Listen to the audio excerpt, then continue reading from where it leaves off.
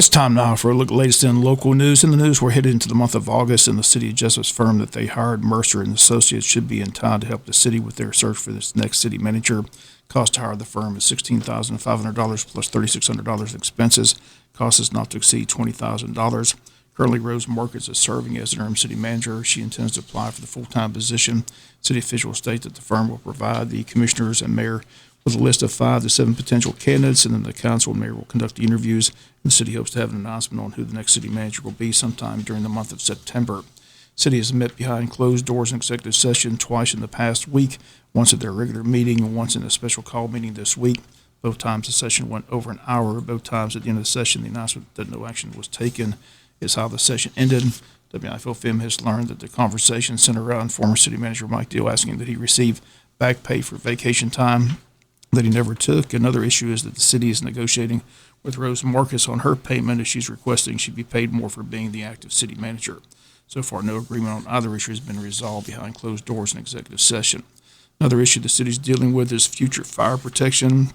They've set up a committee, as have the county commissioners, and these committees are set to meet and come up with recommendations for both boards on what's the future of fire protection for both the city and county residents, as the city is hoping to maintain a 4 ISO rating, but have been informed if certain areas are not met, the ISO rating could jump to a 10.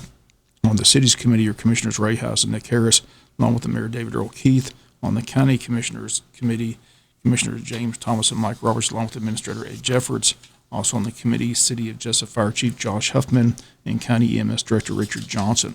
Fire Chief Josh Huffman says they've met once and more meetings are scheduled.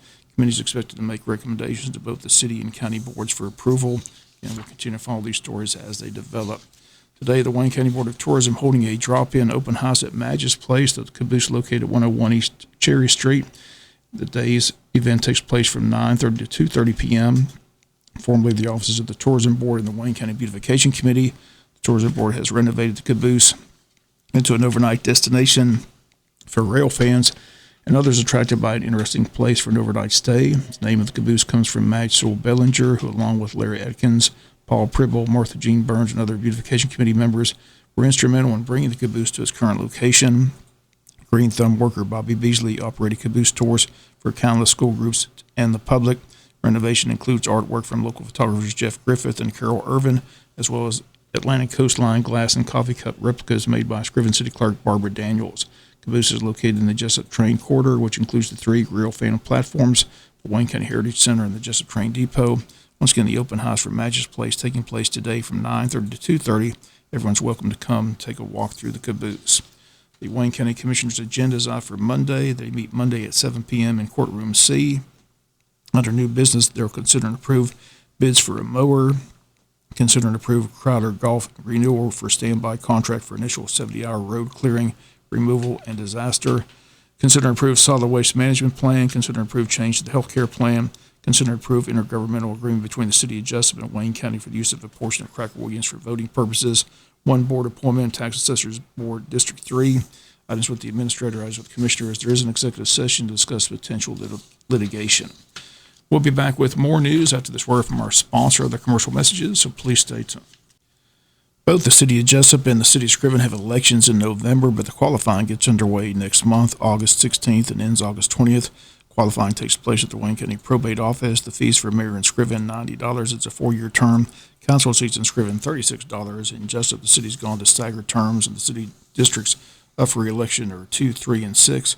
Qualifying fee to run for a city council seat is just $3. If you're not registered to vote, and you have up until October 4th to do that, to be able to vote in the November elections, you can register to vote at the voter registration office inside the downtown courthouse any day from 8:30 a.m. to 5 p.m. Monday through Friday. Scriven Mayor Jason Weaver has announced he is seeking re-election to run another term as mayor of Scriven. The election date is November the 2nd.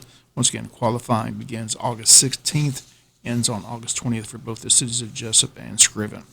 With the August 9th murder case involving the death of Luther Harder being postponed, now the first murder case scheduled for trial since the pandemic hit in Wayne County is now the case state of George versus Earl Watson, who's expected to stand trial for murder in the shooting death of Gary Floyd, which occurred back in July of 2018. A status hearing on that case is set for this coming Thursday, August 5th. The prosecutor in the case is Assistant DA Diane McLeod. She's also been appointed by the Attorney General to handle the GBI investigation into former Jesup Police Chief Mike Lane. As District Attorney Keith Higgins says, he disqualified his office from that matter. WIFO-FM talked with Diane McLeod this week. She insists that the Mike Lane case is still open, and she's reviewing the GBI file. She'll determine whether any criminal charges are to be filed in that matter. Meanwhile, she's been handed the Earl Watson murder case as well. She'll be in court Thursday, along with the Watson's defense attorney, Tracy Allen Brown. Judge Stephen Kelly's been presiding in the case. He is expected to set a court date at the Thursday, August 5th hearing. Watson's remained out on bond awaiting trial, which has been delayed several times due to mainly to the pandemic. Last time he was in court was a couple of months ago, in which his attorney, Tracy Allen Brown, requested that Watson's ankle monitor be removed, but at the time, Kelly said he would take it under advisement. But this time has not made any ruling. Once again, the status conference set for this coming Thursday in the courtroom C. Watson's facing a 7-count indictment, which includes malice and felony murder, voluntary manslaughter, 2 counts of aggravated assault, 2 counts of possession of a firearm during the commission of a felony. Watson, in prior hearings, has claimed self-defense, has pled not guilty to all charges. Once again, should have a date on when the trial will begin, as Judge Kelly set that date this coming Thursday. Again, that's the purpose of the hearing. All pretrial motions have already been dealt with. Again, WIFO-FM will continue to follow the criminal proceedings in the Wayne County Superior Courtroom, and will be the status conference on Thursday. Have a full report for you a week from today. We'll come back with some final news notes after this word from our sponsor, other commercial messages, so please stay tuned. Final notes news, Odom Homecoming presenting end of summer outdoor movie night tonight. Gets underway at 8 p.m. at the Odom Train Depot. It's free to the public. Bring your chair, blanket, or golf cart. The movie is Disney's The Last Dragon. Concessions will be available for sale at the Townhouse. Again, that movie night taking place tonight at the Odom Train Depot gets underway around 8 p.m.